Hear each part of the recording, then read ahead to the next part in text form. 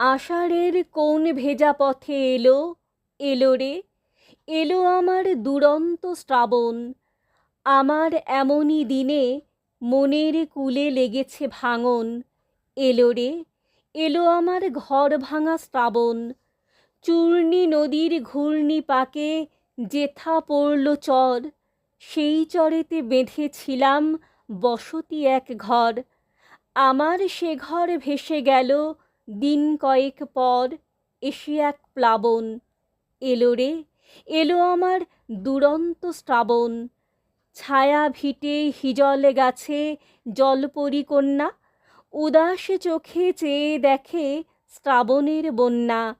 আমি কাঁদি তাহার কান্না, তার কি নাই কাঁদন? এলো রে, এলো আমার ঘর ভাঙা শ্রাবণ। মেঠো আগুন নেভে রে জলের ছিটে লেগে, রাবণের চিতা নেভে না বন্ধু শ্রাবণের মেঘে। ও সে আগুন জলে দ্বিগুণ বেগে দুঃসহ দাহন। এলো রে, এলো আমার দুরন্ত শ্রাবণ। শ্রাবণ আবার আসিল ফিরে একটি বছর পর, ফিরে আসার আশা নাই রে বানে ভাসা ঘর।